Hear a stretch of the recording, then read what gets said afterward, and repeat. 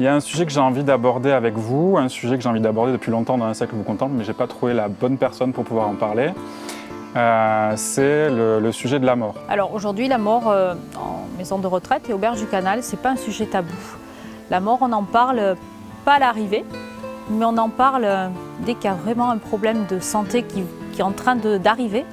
Donc on se réunit, soit on va voir le résident lui-même, soit avec la famille. Et c'est un accompagnement en fait. Et aujourd'hui, alors la mort, moi particulièrement, ne me fait pas peur puisque j'ai toujours travaillé à côté de la mort, puisque mon métier qui était avant, je travaillais en cancérologie et en palliatif. Donc la mort pour moi c'est quelque chose qui, c'est la vie, la mort. Et c'est comme ça. Et donc, on doit accompagner les gens vers cette dernière ligne qu'ils ont. Et aujourd'hui, c'est un partage. Encore ce matin, je partageais avec une famille.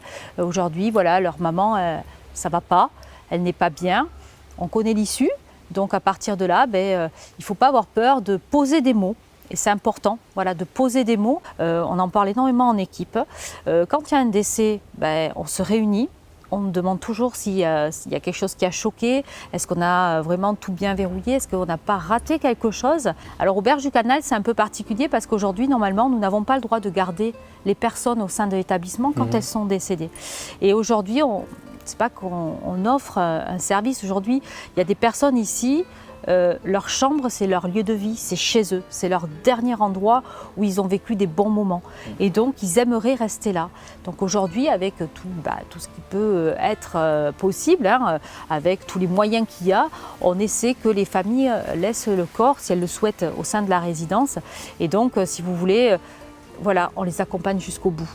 Ça fait partie. Est-ce qu'il y a des peurs qui sont formalisées? Moi, je me souviens, en fait, mon expérience, c'est que ma grand-mère, quand j'étais ado, c'est quelqu'un qui avait énormément peur de la mort. Oui. Mais je pense qu'elle n'avait pas, moi j'étais trop jeune, mais elle n'avait personne, en fait, pour pouvoir verbaliser, formaliser ses peurs et qu'on puisse écouter, partager, en fait, ça. Et je trouve qu'en tout cas, dans les familles, peut-être pas en EHPAD, mais c'est quelque chose qui est dur à... Effectivement, ils ont cette peur. Mais c'est à nous, en tant que directeur, à aller la chercher, la peur qu'ils ont en eux. C'est-à-dire que d'aller voir ce qu'ils ont au fond du cœur. C'est ça, en fait. Ça, on le voit déjà à l'entrée du résident. On voit jusqu'où on peut aller avec certaines familles. Le premier entretien qu'on a, c'est le plus important. Et c'est là qu'on voit que, quelque part, il y a des familles qui sont en souffrance, qui ont peur de cette mort, qui ont peur de se dire l'issue.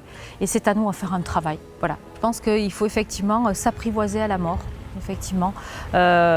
Aujourd'hui, on a beaucoup de résidents aujourd'hui qui perdent des enfants. Et pour eux, ils ne comprennent pas. C'est là aussi qu'on a un rôle très important. Et la mort, pour eux, c'est pas dans leur logique. Ils auraient dû partir avant leurs enfants. Et je pense qu'aujourd'hui, ces douleurs, ces souffrances qu'ils peuvent avoir, en ayant de la discussion, de la communication, c'est pas que ça se liquéfie, mais ils arrivent à mieux l'appréhender. Voilà. Mais pour eux, la mort reste quand même un sujet tabou quand c'est un de leurs parents qui part avant eux. Ça, oui. Et ça, c'est difficile aujourd'hui de pouvoir y travailler dessus. On peut, mais c'est très dur.